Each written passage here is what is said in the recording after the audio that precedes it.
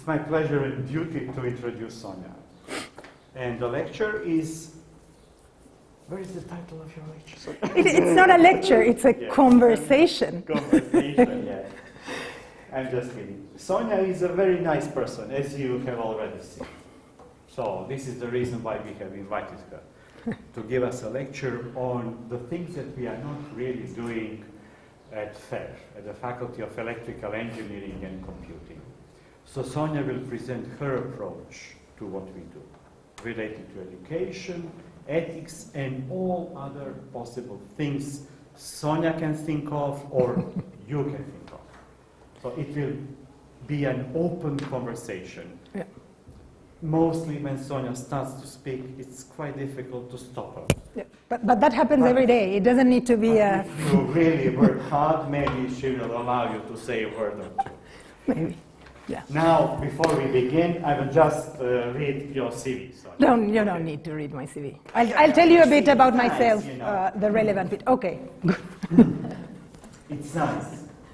Sonia Zivkovic is an educator with a 360-degree experience of schools, a teacher and scholar leader for 18 years. Her career morphed to allow her to combine her expertise and passion with a broader mission, enabling human flourishing through a more soulful approach to teaching and parenting. Very nice, Sonia. She has written herself. Sonia divides her time between Argentina, Croatia, and China, which are all home to her. A producer, entrepreneur, a workshop leader, and advisor, she can be defined as a pollinizer of ideas. Oh, that's so Isn't that beautiful? Isn't that beautiful? Yeah. I will stop at this. Thank you. Okay, Sonia, the floor is yours. All right. Now. Thank you very much, guys. And thanks. We don't need to do that, clap for each other and such. But thanks for coming and taking, I know this is your lunch break, and I truly mean it when I say this is a conversation. So it doesn't happen normally in conversation that somebody will speak for 30 minutes, and then you need to remember where you wanted that conversation to go. I really, it was once said of me that I'm a pollinizer of ideas because I'm a teacher who left the school environment, but never left education or schools. And so, because I visit different places, including this one, it is a good thing to make bridges. You know how bees actually allow new flowers to grow because they're going from flower to flower to flower and bringing something in that process. So when Professor invited me, and thanks for the invite, for me this is a huge opportunity, what I need to think is, okay, I am clear about what I do, I am clear about my life and professional mission. How do I tend the bridge so that the things that I know or that I observe are relevant to you, to each of your lives or your situation? So in thinking of that, my process, that's my first question, right? It's a bit like, you may have studied this if you're engineers, design thinking, where you start by thinking of your user, all right? And the thing is that one of the problems of education is that it has been thought or assumed as a problem only of educators or teachers or people who are in a formal educational setting like a university or school or parents, right? But education is all of our problem. It is how we realize our visions of what society should be or what we want for our lives, of how we're going to relate with, I don't know, at a family basis or friends, or how we're shaping up our career. And education goes beyond the classroom, right? So I thought that here it would be relevant to talk about 4 main things. One of them is to talk about your education, the schooling and the education you got, and what I think is the education you should have had. And that awareness is important because there is stuff that you need to do to compensate for certain skills that maybe you didn't get. I don't want to make the assumption that I know exactly what each of your education has been like, right? But I have been here long enough, and I have been a teacher and traveling around, going to different schools long enough to know that there are certain things about formal education that are happening everywhere because teachers are being trained in a very similar way. So let's do a raise of hands here, or maybe start the conversation. You're all out of school.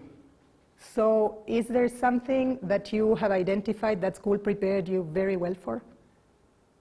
And I hope so. I hope that you have something to say there. But is there any area of your life where you think, okay, yeah, school did a good job to prepare me for this?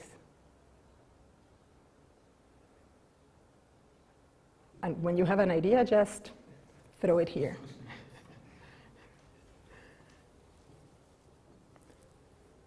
Yes. What's your name? Tvrko. Have we met? Yeah. Ah, okay, cool. Yeah. Yours. Sorry? Ah, no, okay. Drago mi je opet. Da. So tell us. We are talking about high school. We are talking about what you identify as your education, but I would say let's start by school. Here at University of Ireland, especially at Faculty of Electrical Engineering. For example, I'm from technical school, and I was well prepared for the technical subjects from the first year. It was really, for me, like easy. But from people from this gymnasium, I'm well prepared for mathematics and physics, but not so for the technical courses.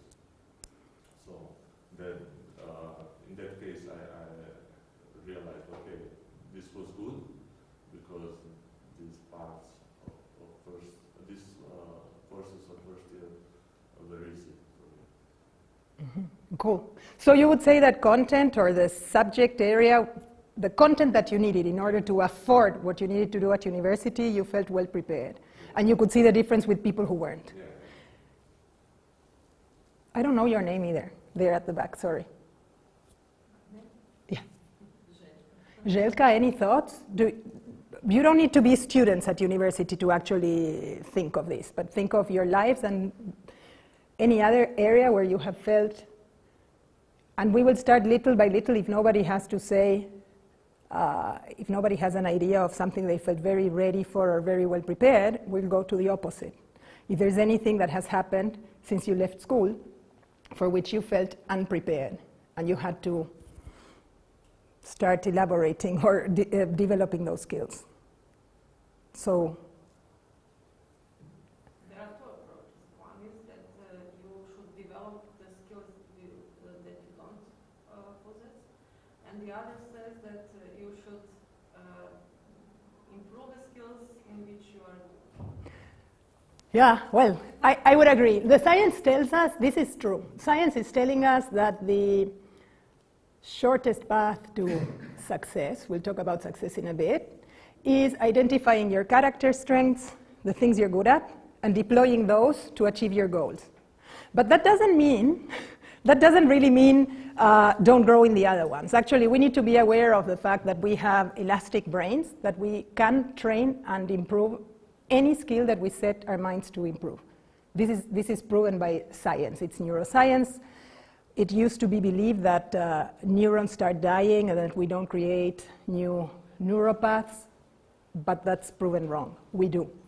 So while I agree that it is very powerful when you identify the things that you're good at and you start using those to achieve your goals, it doesn't mean that if you identify an area of growth, you should just ignore it, right? So is there anything that you have needed to develop at the same time that you needed it?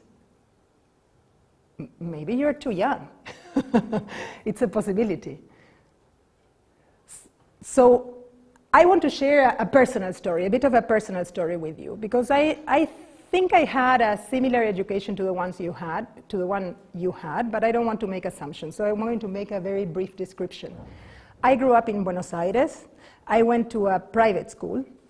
This is normal in Buenos Aires. Our public education is very deficient, but there's also, unlike Croatia, I would say, in Latin America, there are enormous differences between classes, really. It's pathetic, but it's true. There's enormous difference in the education afforded by people who can pay for their education and the education that's given by the state to the rest. At the same time that there's a difference, I hope that everybody is aware that no educational system can be better than its teachers. And that's why I advocate for fastest transformation. In my opinion, fastest social or educational transformation happens when we're training teachers. We don't even need to change the curriculum for that. So, but I received a very vertical education, and this happened both at school and at home. It was an education that was very, very complete in terms of content. I had a really, I don't know, I studied, by the time I finished school, I had studied history of art for 5 years, universal history, literature, 3 languages. We really had resources. It was pretty cool. However, throughout my education, and when I got to the age when you have to start making important life choices, I thought I was doing well, right? But it took me a long, long time to realize that my decision-making process was not really very deliberate. That I was actually moving in a it was very difficult to err for me, because basically the expectation on what I should be doing was very clear, it was very strong. And the voices of those people, parents, teachers, were louder than my own. And I would say that for me this is one of the biggest problems that we have with education at school level, and it doesn't happen only in Croatia, and it doesn't happen only in Argentina or in China. It is a system that does not teach students from the earliest age to listen to their guts and to have an opinion, regardless of when you cannot have a choice, when you cannot make a choice. We grown-ups should still be aware of what you would choose if you could have a choice. So say a child cannot choose if they're going to go to school or not. But it is equally silly to think of a system in which somebody gets to be 18 and the only choice that they have ever made was their flavor of ice cream and the color their room was painted, if they were lucky, and whether they are buying trousers or skirts, but that level of decision. But all of a sudden you're voting, you're choosing your career, where you're going to live, depending on where you're studying, and so on and so forth. And you're making major choices, but you have not gotten acquainted with the process of decision-making and then owning your decisions, right? Yes? Here in Croatia, people had to make their own choice when they are choosing the high school. Yeah. It should be their own choice. All right, but you're saying it well, it should be, right? It depends on the families. I think that if we ask our students, that most of them chose like their own. I think this is true, but I still think that in a way, it ends up being, for one, when you choose between 2 things or 3 things, I don't know, vocational school and gymnasium, right? And you're saying it's family's choice. No family's choice. It depends on the family. In my family, my children choose what they want. Yeah. But in some other family, I don't have. Of course, exactly. So no, at all times when I'm saying these things, I know that there are exceptions. There are fabulous exceptions, and I am just generalizing for the sake of generalization. And it is true. Sometimes in some school systems, teenagers will have to make a choice between 3 or 4 different strands in their high school education. I still think that this process, in most cases, is very advised and judged. All right? So when you go through your own decision-making process, judgment is a very, very big limitation. And we'll talk about it a bit more, because we're going to talk about 21st century skills. But I would say the process of deciding and then getting to know yourself through the decisions you make, or how you feel about stuff, right?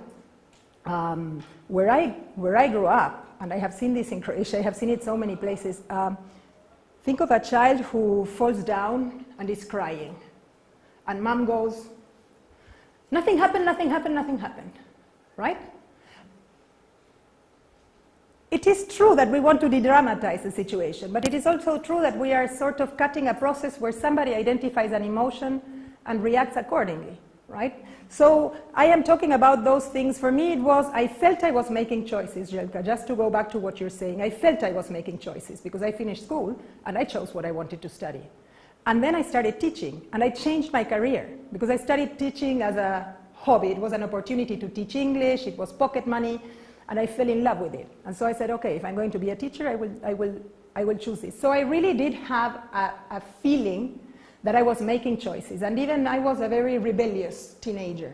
So it felt like, okay, she's pushing, she's resisting, so she is forming her personality. But in a way, I do know now that many of my choices were informed by the expectations that my surroundings had on me. That's my personal experience, but I am old enough to know that this is the personal experience of a lot of people, and especially people who grew up in that affluent environment where actually you can make choices, because there are lots of people in the world who are not in a position where they can make choices day to day. So I could. And so I deceived myself, and I had a big crisis around 27, and the crisis was exactly that. I said, okay, wait a minute, I've done everything that I had to do. I finished my school, I finished my university, I finally have the job I set off to do. I was about to get married to a great guy, and I could see the rest of my life. That was it. And I was like, is this the rest of my life? Linear. A career in education, very linear. And, you know, getting married, having babies, moving to a bigger house and such, very linear, or one would expect. And I could not sustain that bit, right? And that was my first life crisis, I would say. Don't think of something, I was not about to commit suicide or anything, but I did for the first time have to face the fact, A, that I didn't know. I didn't have any answers.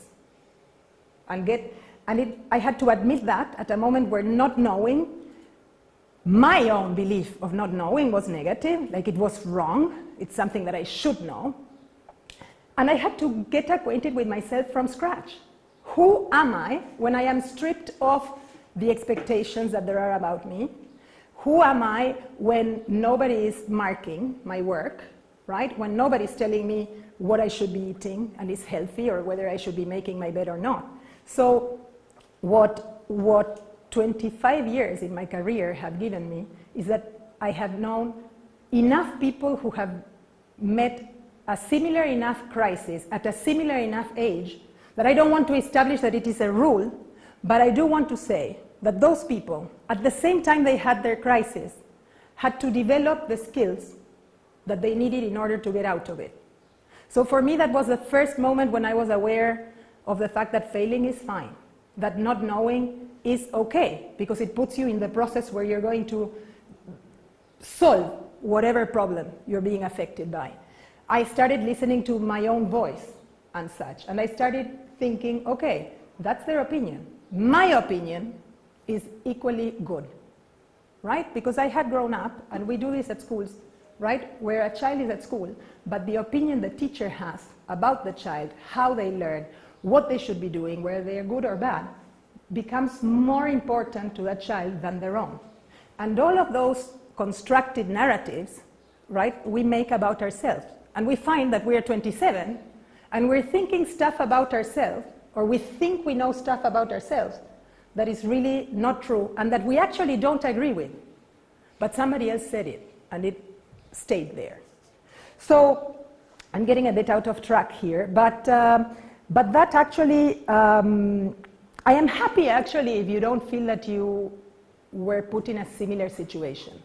I'm happy if each of you has had an experience of education where you feel that both as someone being educated or bringing others up, like Jelka, if you have kids, right?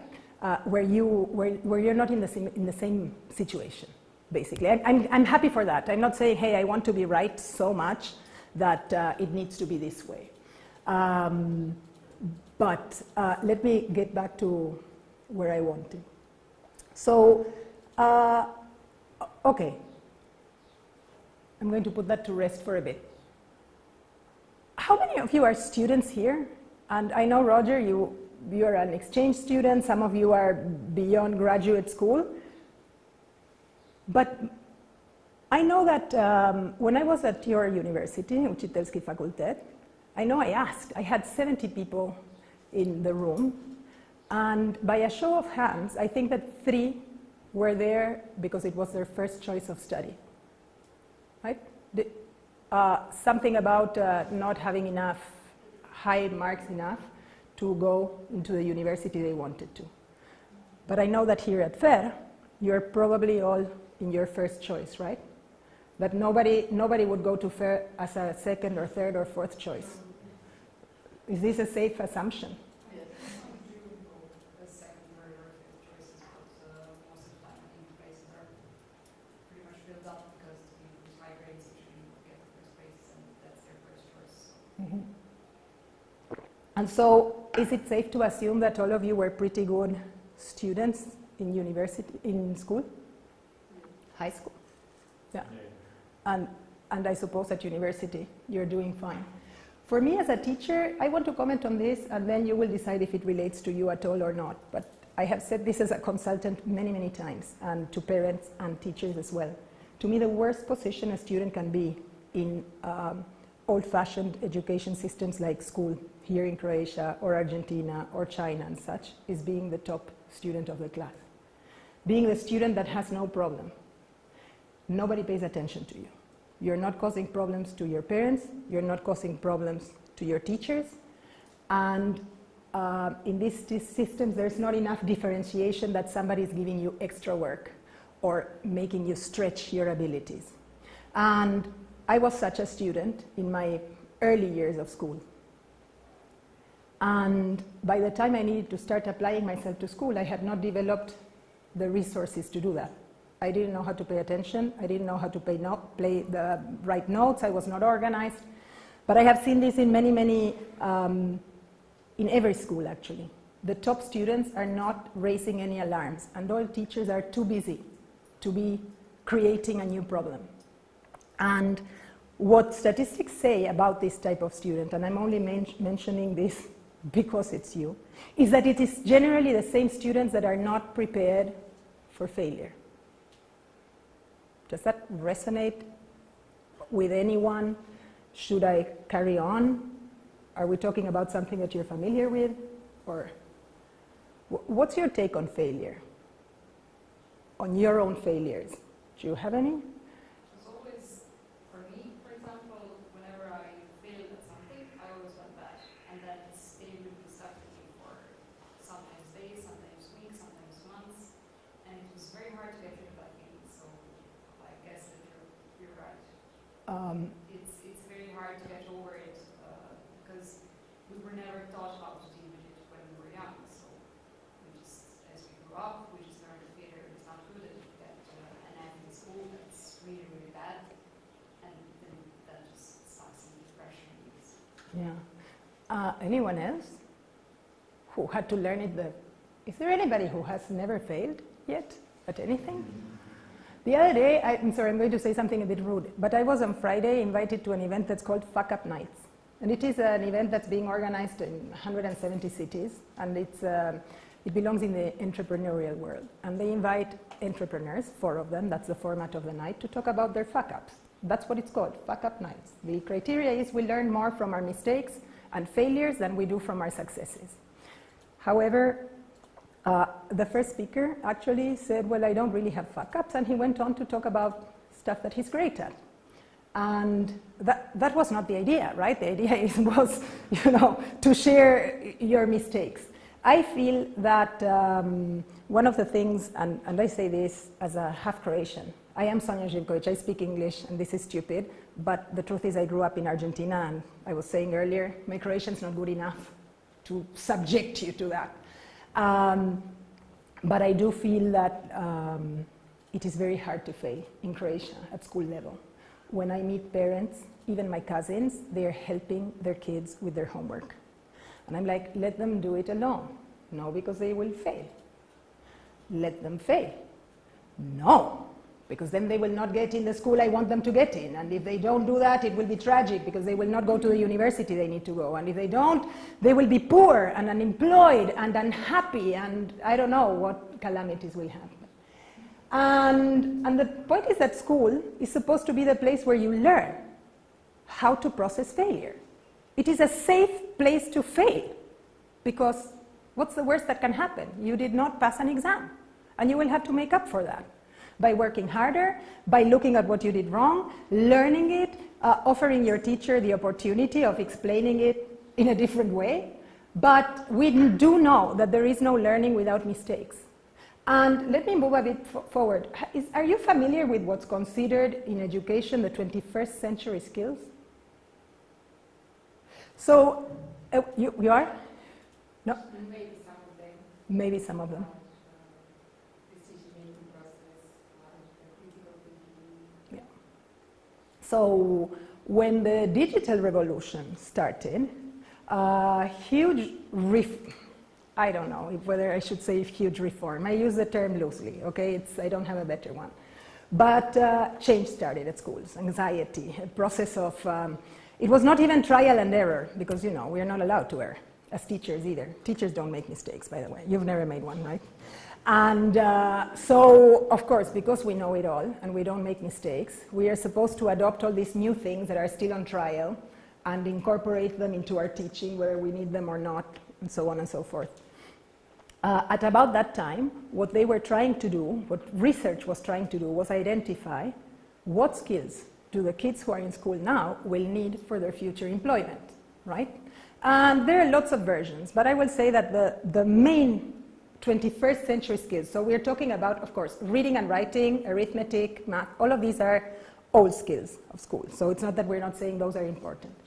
But the four main groups that are identified and agreed upon worldwide by all research, there's no dispute about these, are, in the first term, collaboration and teamwork. You'll tell me if you agree. Second, creativity and imagination. Critical thinking and problem solving. Everybody, regardless of where they are, studying or university or corporation, are saying we need people to be able to do this. Do you agree? I posted that on my Facebook a couple of weeks ago, saying, which of your life lessons or learnings do you wish you had learned at school? And do you think could have been learned at school? Right? You're not going to learn at school, maybe as a student, how to cope with divorce. It's not your reality, obviously. But, and everybody replied collaboration and teamwork. I suppose that you have been exposed to enough collaboration and teamwork that you have a say about how equipped you are for that. How do you find you are doing in those areas? Do you have enough opportunity to exercise those muscles? And what do you face when you are in those situations? It's not rhetorical, like it is. Can I share? Please, everybody can. I'm not a TEF student. I studied landscape architecture, and even though they told us that they're teaching us collaboration and teamwork, we actually never did that. Because I think it's also the critical thinking, the second skill that you mentioned. I think that's the basic one. Because when you think about teamwork and collaboration, you have to think critical about it. So not just nominally, like really nice, the four of us gather and we do a teamwork and that's it. Collaboration is something intrinsically embedded, I think, in the success that I would like to see in the future to be. Why they said that, for example, in our work at the Impact Hub, people prostitute this word actually a lot. But in our work, we see that people actually don't realize what teamwork is and what collaboration is. So we are taught maybe teamwork at the faculties, but not really as it should be, in the sense of, okay, let's leverage on everybody's skills and figure out how we can reach a mission or an impact or a goal together. It's rather we do it because we have to. We know we get it in team, but we actually do not see the bigger, let's say, vision of how and what we can reach. Maybe it's a little bit too. I'm very passionate about collaborations. Yeah. Maybe it's, I'm also maybe on a very theoretical and abstract level, but I really think people have misconceptions about what collaboration is. They keep it on a very simple level. like let's do something together and that's it. But when students come in the real life, when they go on the market, what hits them is the competition actually. So collaboration is somehow lost unless it's embedded in their close network of their boards, workers, etc. But challenge of collaboration for me is how do you go out of the competition and do something for a bigger vision. I don't know if it resonates with you or with the others, but I think they teach us teamwork, but not actually what the teamwork could mean for the common good of everybody. Does anybody else have anything to add? I'd like to say we essentially say that this is very important, collaboration, teamwork, imagination, critical thinking and problem solving, but we do not do anything really serious about how to teach. We just say this is very important, you have to learn. That's one of the problems actually with whole education. Teachers are being asked to teach stuff that they don't know how to do. And when it doesn't work, we don't know why it's not working, right? We're saying, oh, you're being selfish. Oh, you're not allowing others to collaborate. So actually we are practicing teamwork by putting people in a situation that they have to solve a problem or create a project in a team. But that's not teaching teamwork, right? It's like going often to the movies doesn't make you a movie maker. And so for me, one of the problems is that nobody has taken the trouble of breaking down all the human skills that you need in order to be able to participate in a group. So for instance, if you have not been able to fail, or if you don't dare say something ridiculous, if you have grown somewhere where there's judgment, and this is abundant in the school environment, when you are participating in a team, you are actually in a situation where you don't want to risk whatever it is you think you're risking, your social status, your marks, your friendship, or whatever. And so, for instance, if we have not worked on our ego, it is impossible to be collaborative. Because when you listen to someone who has a different opinion from yours, you feel threatened. Does anybody teach you this at school? That you can actually listen to anything. I can listen to any opinion. I can listen to it. It may not alter what I think, but I can listen to it without sweating, without getting angry, right? And so that, not feeling threatened by the diverse opinion, daring say something, right? Because you will not be judged. You will, unjudged is not the same as criticizing. I am a very critical person, but I'm not judgmental, right? I can analyze a situation, I think pretty deeply, but that doesn't mean that I am saying that you are more or less, that something has more or less value, right? So the opposite of judgment is acceptance, actually. So I can accept other people's opinions, processes, ways of being, styles of communication, right? You cannot be a good listener if you're feeling threatened by what other people say. And I think that competition stems exactly from the fact that, that we feel attacked when people disagree with us, right? And that we think, and we feel judged. We think that someone is actually demeaning our value or the way they rate us when they disagree with us. So that very important trait of communication, right, needs to be worked on. And I am a teacher, and I'm a consultant in corporations. Would you believe that there are companies that will call someone like me and say, okay, we have this challenge, and I will help them through the process. And I'm not a marketing expert, and I don't want to be, so I'm not offering any solution. I am just saying, I will work with you and design the dynamics, right, and make the observations that will enable you to work better as a team. And I do it with people in corporation, like I do it with 12-year-olds. It's just not different. It's even worse, actually. It's worse because people feel they have more to lose because that's their livelihood. So it adds other layers of pressure. So I think when we think of these 21st century skills, the reason I mention them is this is where I think that each of us eventually has to compensate for the education that they have gotten. And it's a science that I consume a lot because I am trying to tend a bridge between research and action. The problem with academia, may I say this at a university, is that it's seldom, I suppose engineering is different because you're making stuff and processes and it's an applied science, but the research in education never actually finds its way into the field. It just doesn't. Teachers don't have time to read it, learn it, and teachers are sick and tired of other people coming from elsewhere and not familiar with the world of schools to come and tell them what they should be doing. And this brings me to one of the other big topics that I wanted to mention, that is the search of efficiency in education, right? The moment when the world of economics invaded or started, these rules started being applied to schools. Let's say I mentioned the digital revolution, right?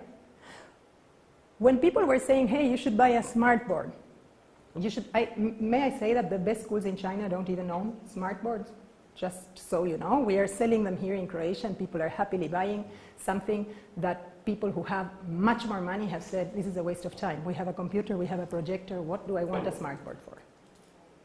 Just so you know, the resources in schools that are so scarce. So, I forgot what I was about to say, but, sorry? Efficiency. What happened is that for one, schools became the most attractive market because everybody's, many of our decisions, this is another thing that for these 21st century skills you need to know. When we don't work on our ego, we often are making decisions based on our fears.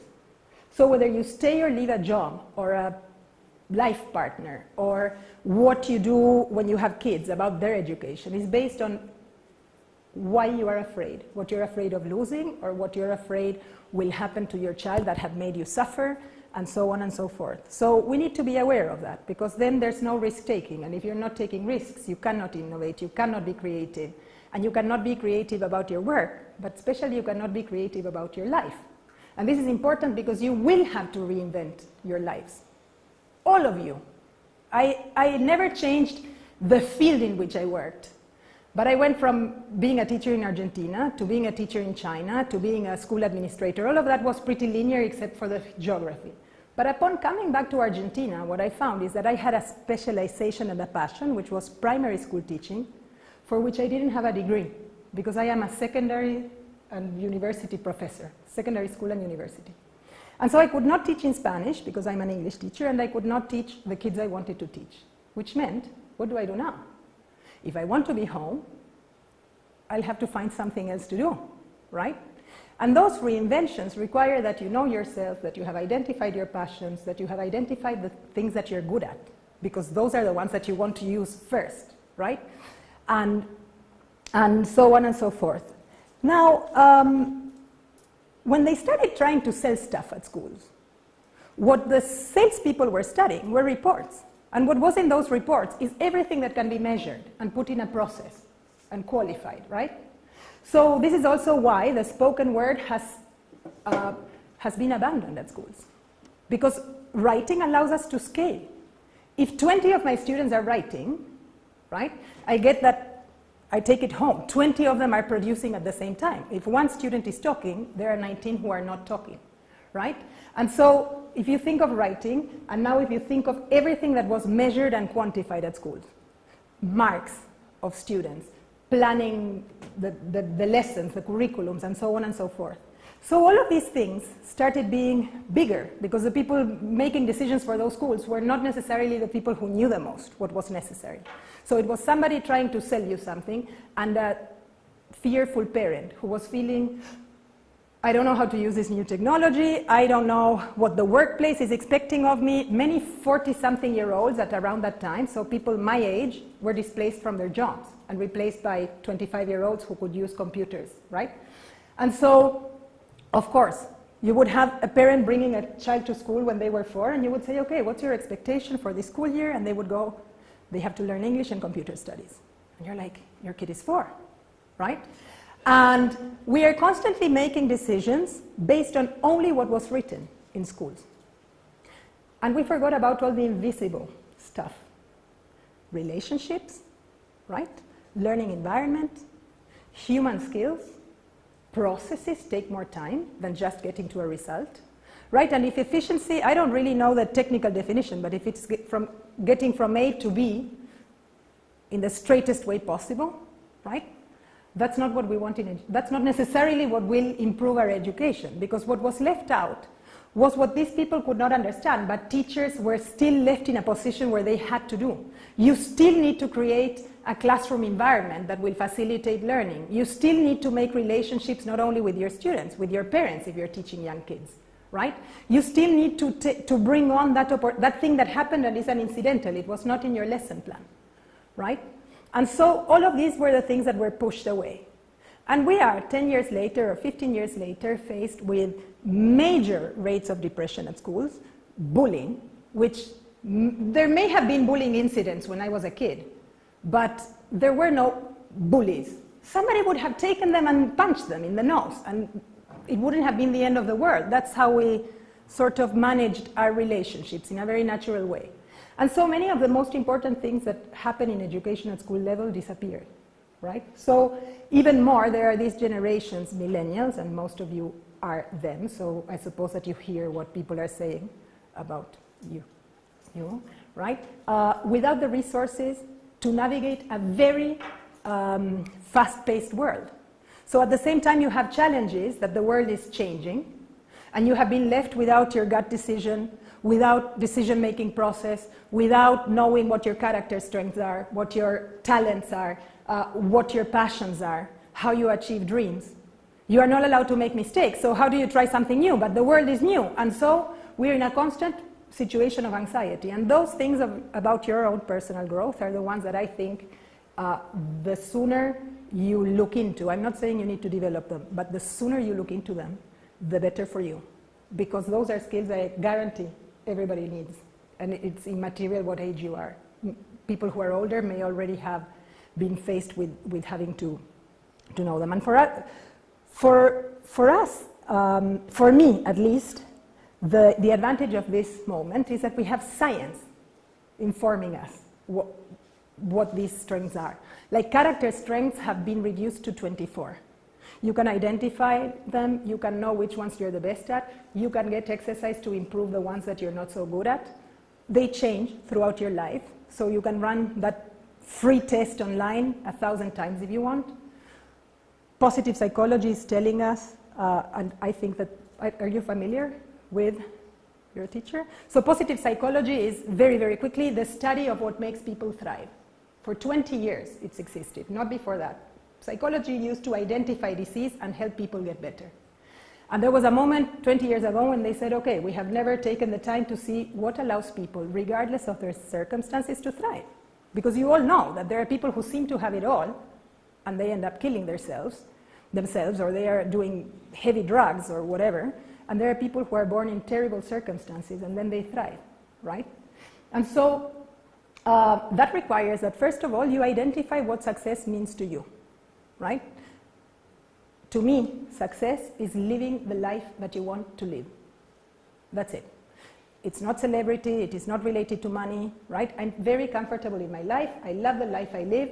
I have built it. I know the efforts I have made to have the life I want. And I know in what aspects my life maybe is a bit crap. And I can work on those too. I feel very empowered to do it, right? You need to know that in order to build the life that you want, right? For that, you have plenty of resources. You need to find your own. There are people who meditate. There are people who, I don't know, do fitness. I don't know, but find it, read about it, do whatever you have to do, assess yourself. It is a very intimate process, but it prepares you better for navigating the world. And then don't make the mistake that history has already made, of trying to apply economic rules or rules of the market to everything in life, because life is not about that. It truly isn't. You may find yourself in situations where you truly have as much money as you want to have, and you realize, and what? What about all this other stuff, right? So that's personal, defining it and such. But what the science tells us is that that happiness is more than a pleasant life. The pleasure, doesn't lead to happiness. It leads to immediate comfort, but not often to happen. And the best example of that is drugs. You'll have immediate comfort, but mid and long term sucks. So same thing with shopping. and consumerism, right? So, what was I saying? All right, so, sorry. Very, very briefly, that's what you have with the science. I'm really sorry I got lost, but you need to establish good relationships with yourselves and with others. You need to expose yourself to positive emotion. Science proves that if positive and negative emotion don't alternate, you are not happier. So that positivity, tra-la-la, everything is great, it's bullshit. It doesn't work.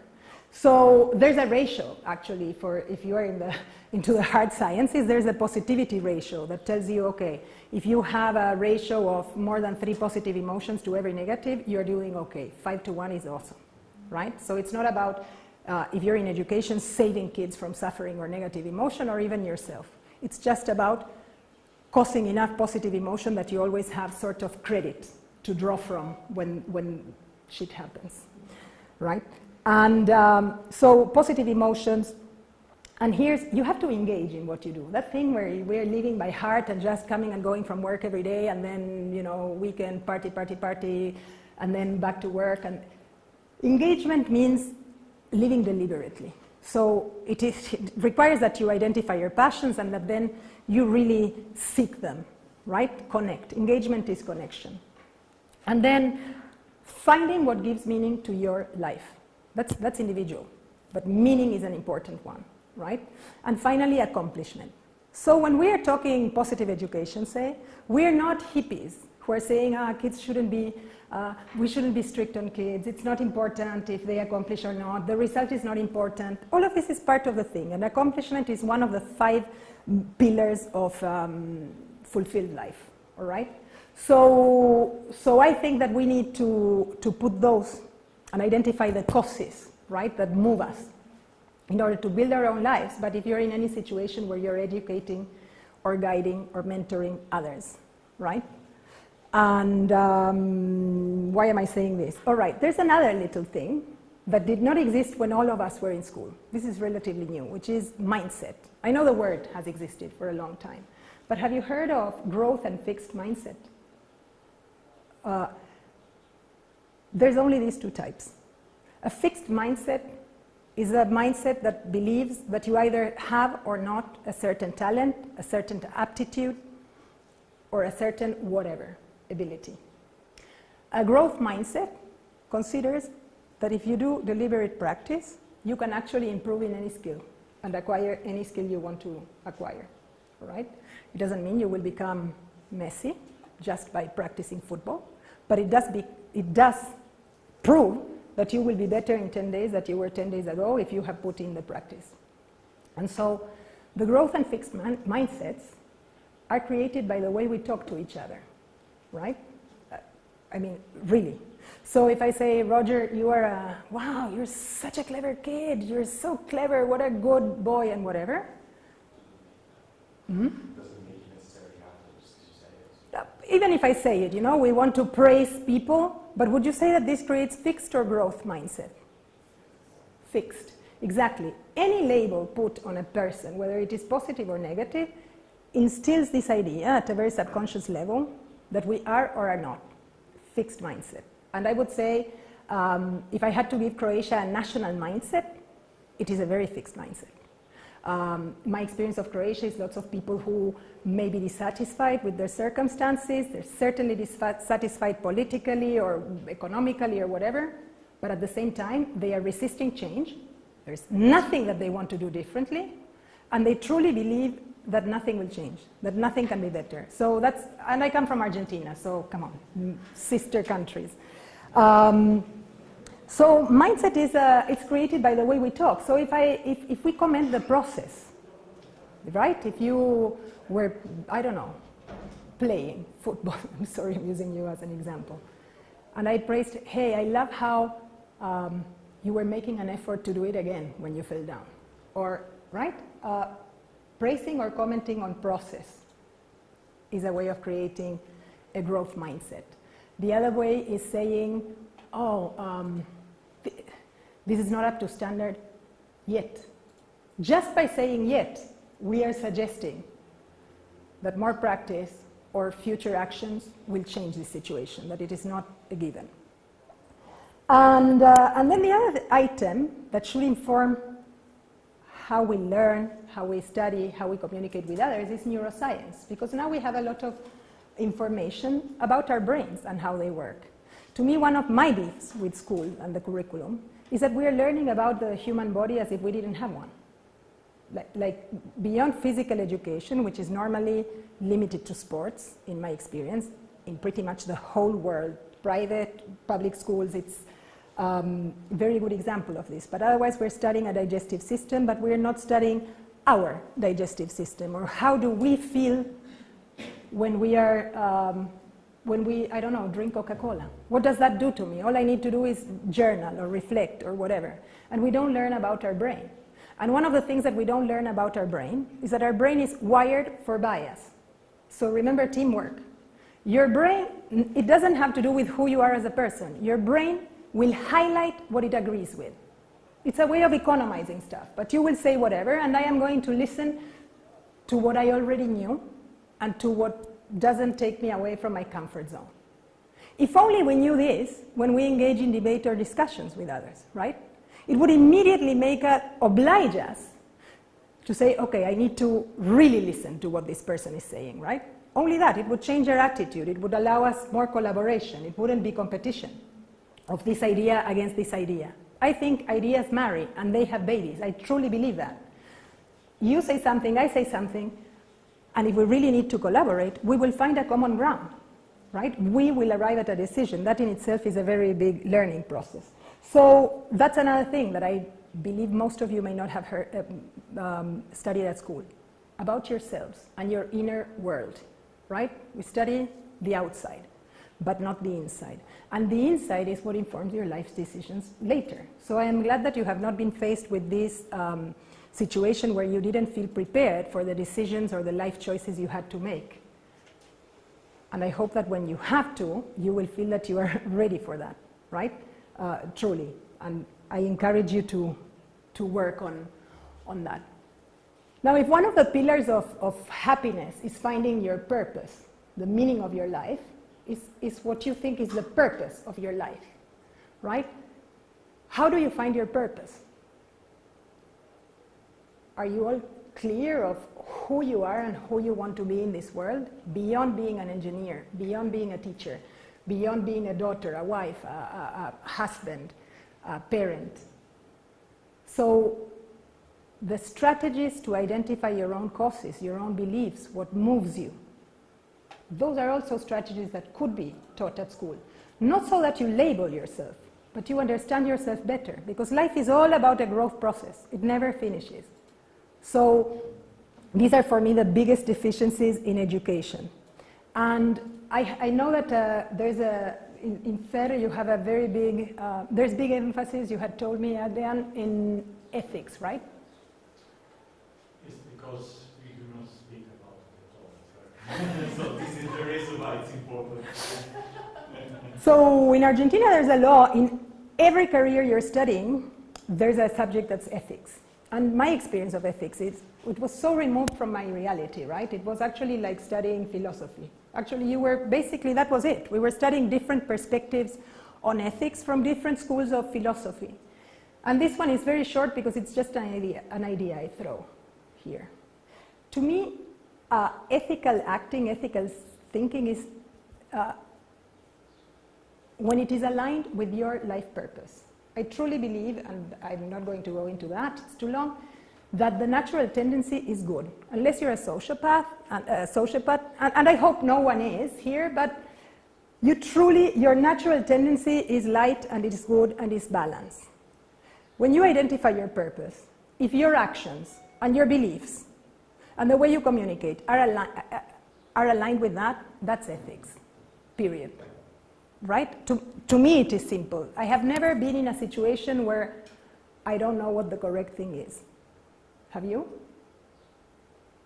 I mean, I have known what I wanted to do or what was easier, but I don't think that it is so difficult to identify good from bad or right from wrong, in a way.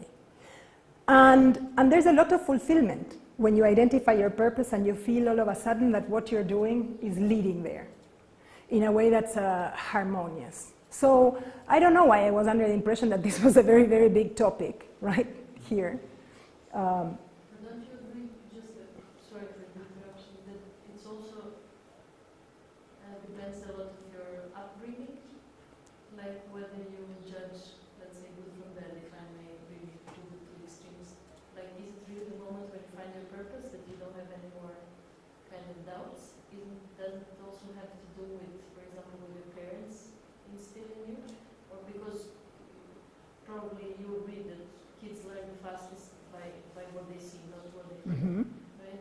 So if I see, for example, my parents taking certain kind of decisions and there is a pattern, I recognize that and then I bring them to my life, regardless if I found my purpose or not, if I'm 10 years old. Because I never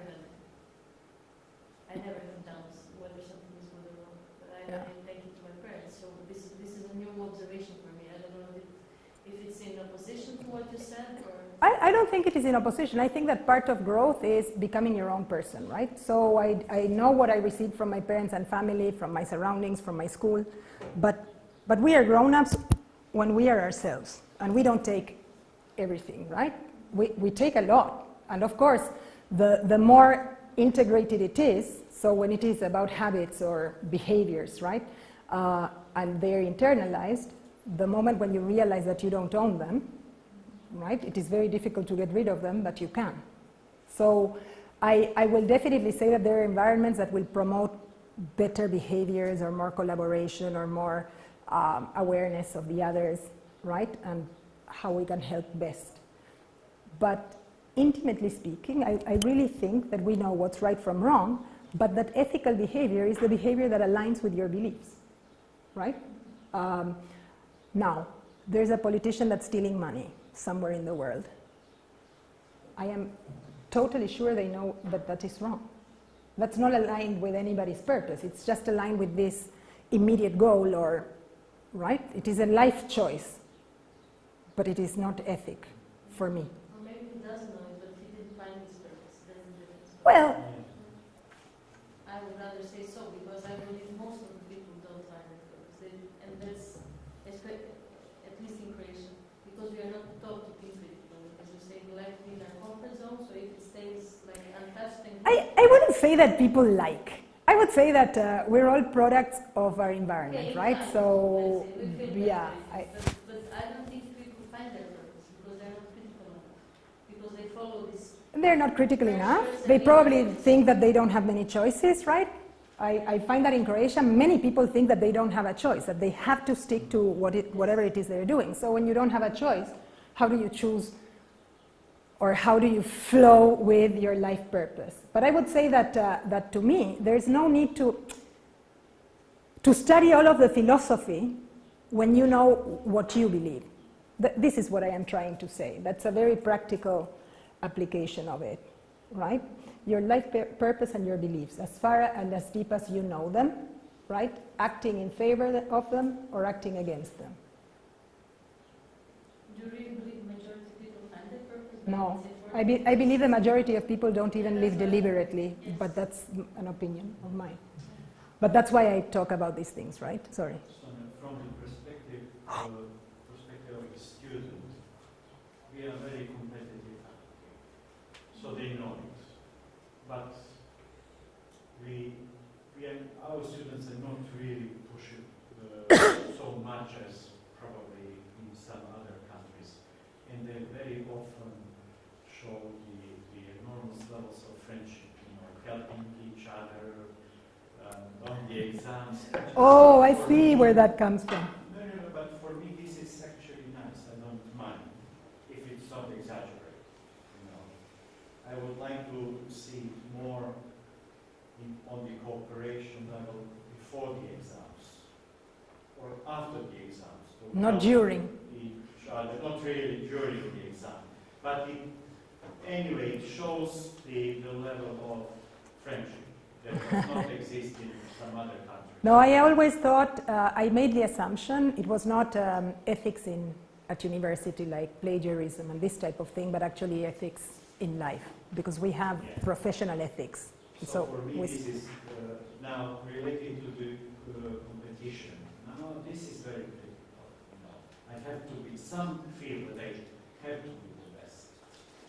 Mhm. And they're not actually taught that being the best does not mean that you have to put down your own.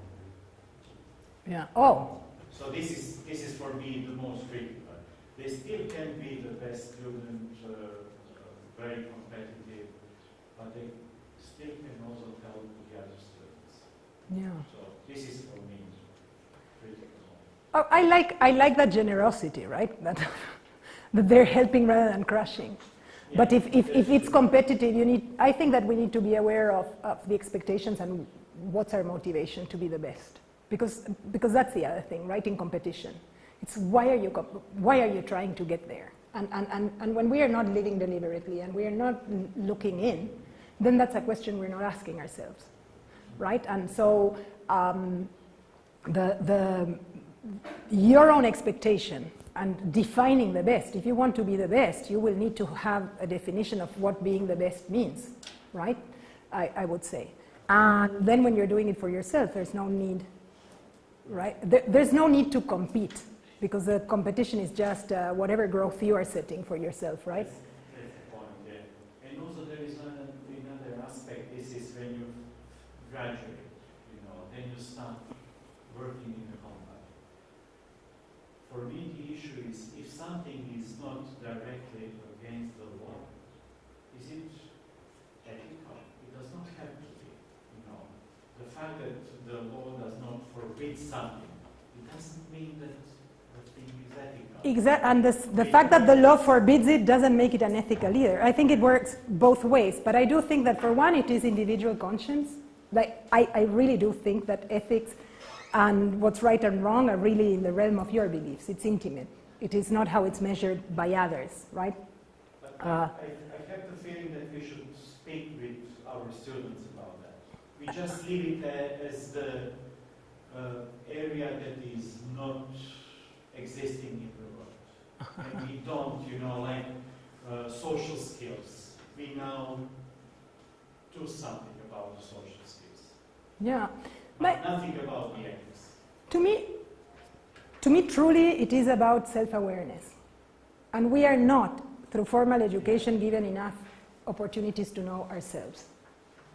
Right? And in the rest of our life, we are operating normally socially. So again, there's not enough moment when we look into ourselves. And self-awareness and knowing who you are and what you are about and what your beliefs are really make life easier. Because when you're comfortable in your skin, there's nowhere that you can be uncomfortable, right? But first you need to make yourself comfortable there with who you are, with, even your shortcomings and everything. Just embrace them, all of part of who you are. And then there's a lot more room for satisfaction and relaxation. But it's something that's, I think that the motivation is self-driven, right? And I'm not competitive, and I work very collaboratively. I have to, right? I'm an educator. I'm someone who's trying to communicate ideas or making people think about something that they had not thought before, right? So that's the only.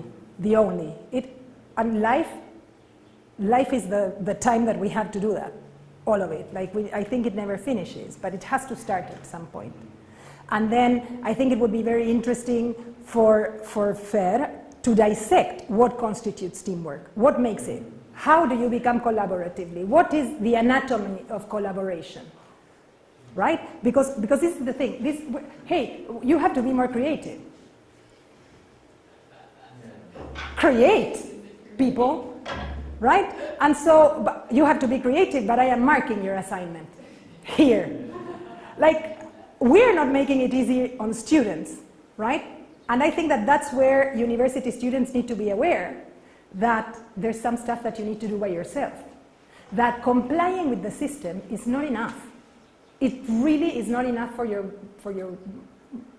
growth. There will come a point in your life where you say, I was a great student. Everybody was telling me how great I am. How come I don't feel great?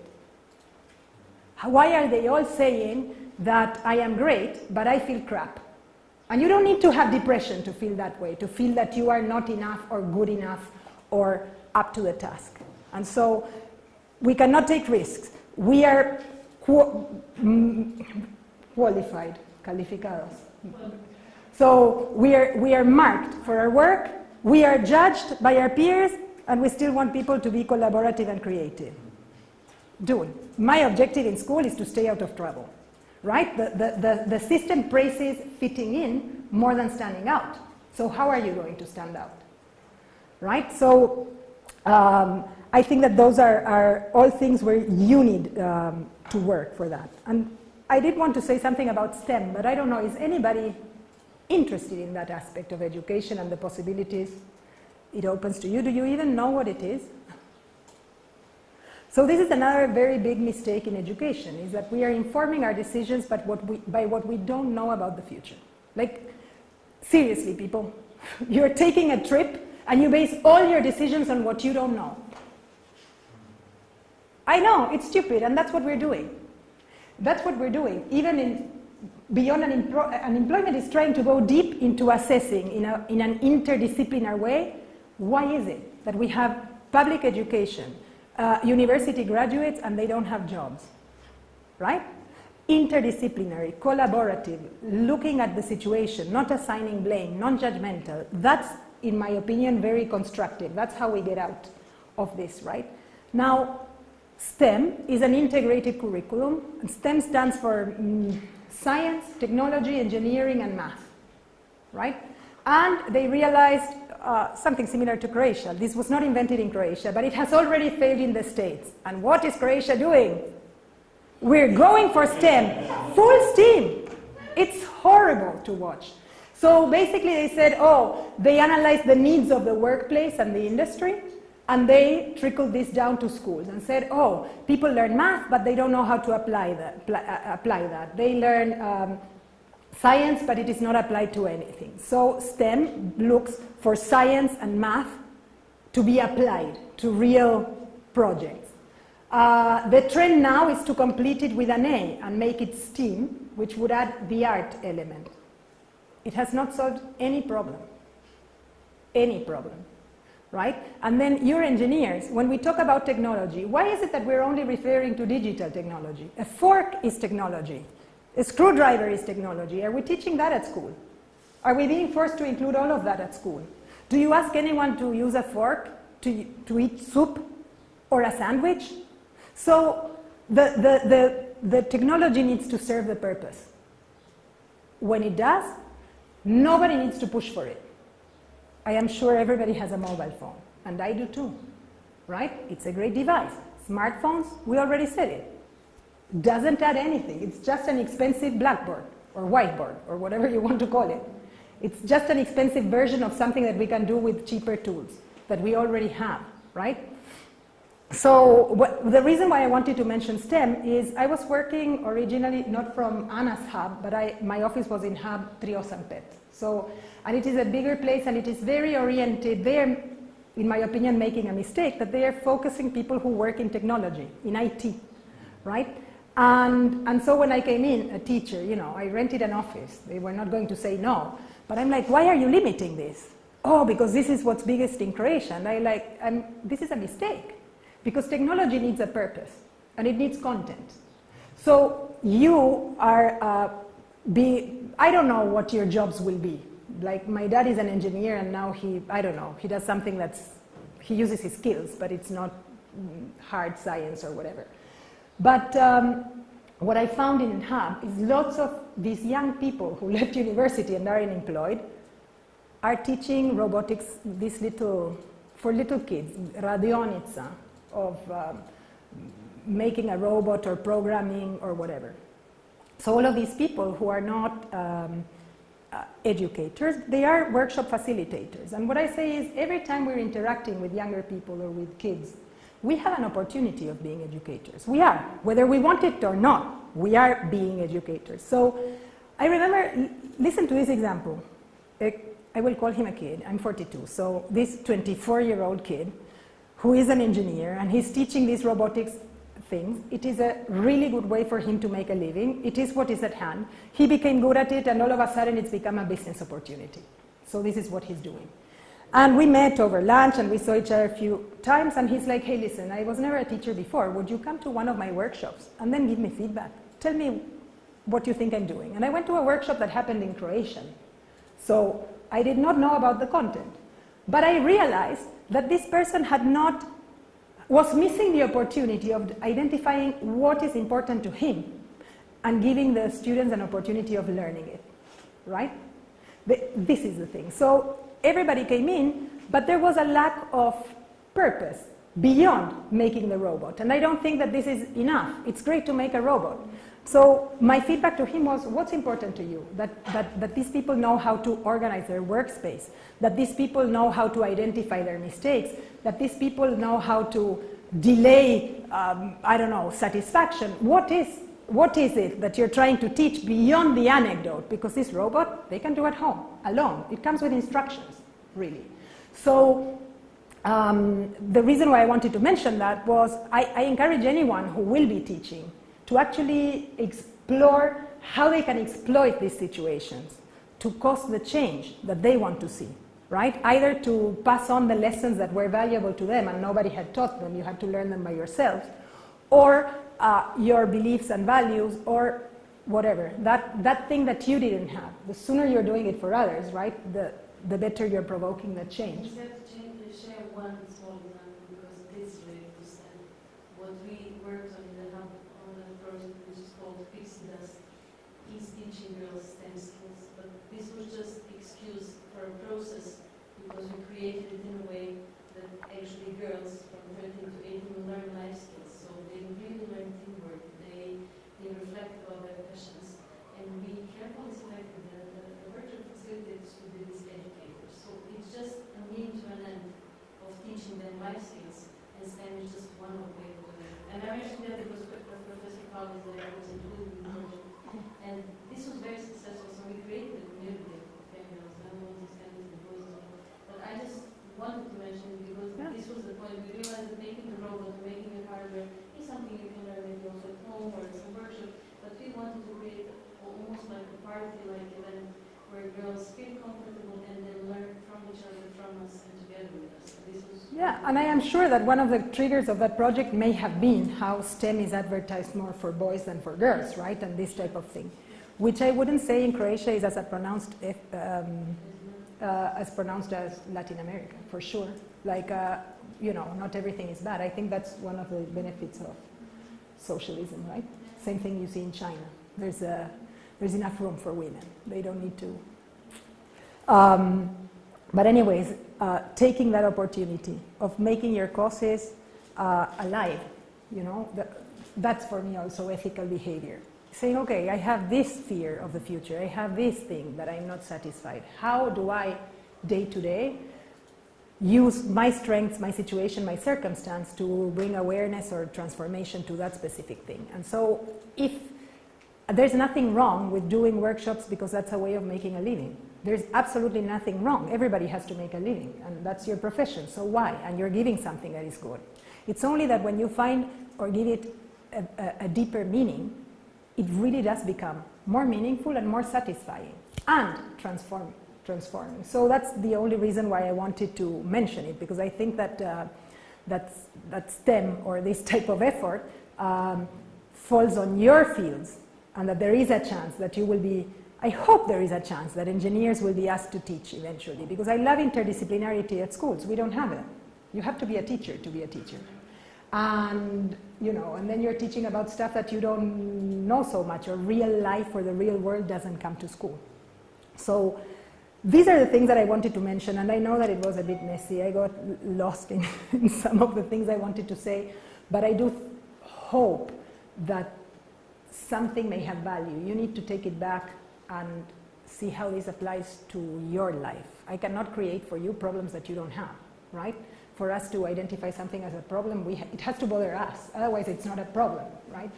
But I do think these are valuable topics, especially because they are the ones that are in our hands. When we're all immersed in a situation that entails so many frustrations, like, I don't know, corrupt government or inefficient public offices or bureaucracy, or, you know, these things that attack you or that limit you or frustrate you, right? The things that are in your hands are these: knowing your strengths, using them for your causes, working on those causes, right? In whatever circumstance you need to be.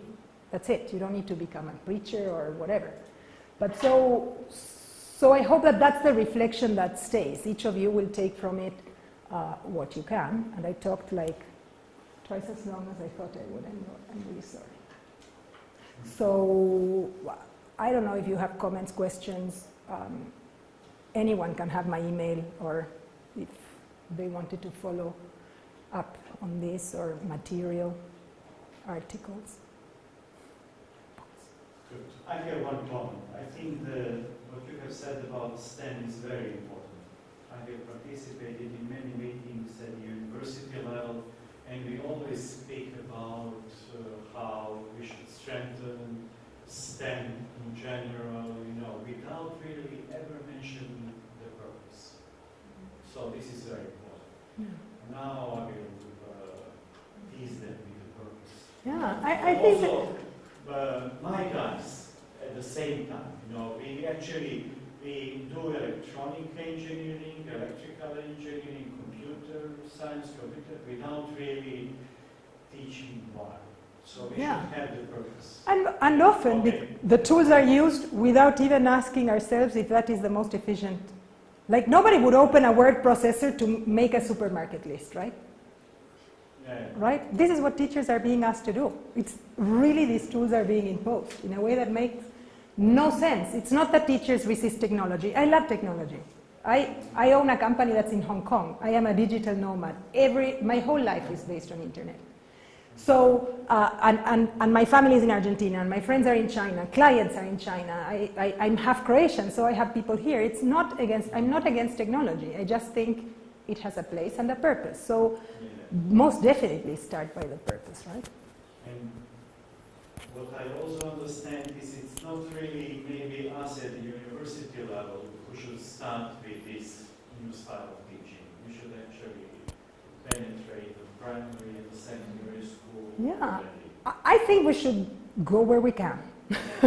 But truly, when I work with teachers, and this is a program I'm involved in with Anna, is I talk to teachers, and teachers are very aware of their frustrations, and I agree with their frustrations. Like, if you think in Croatia, a school teacher, the maximum they can aspire to make is 6,000 kuna.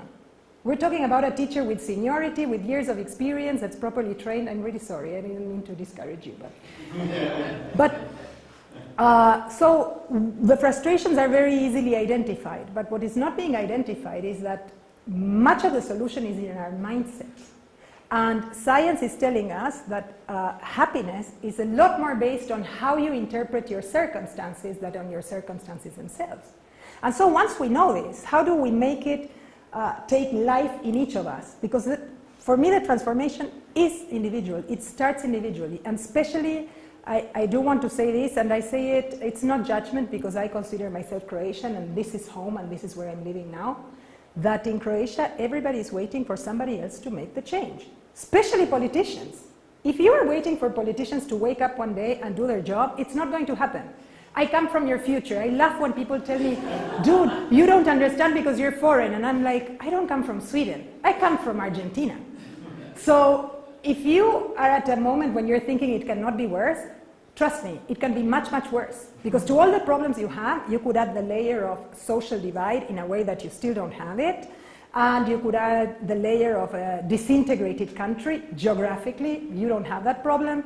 Most of Croatia is alphabetized. You have public education. Truly, when I look at Croatia, I see the conditions for great transformation, which is what keeps me here. I could not be somewhere where there's nothing to do. I love it. I feel here like I felt in Shanghai when I went there ages ago, like when the Chinese Revolution was going on in the early 2000s. And I see those conditions here. But they start by people, first of all, believing that things can be done differently. And so, yes, I think in university we can start working differently, because then those students can go and work in projects where they are actually deconstructing teamwork.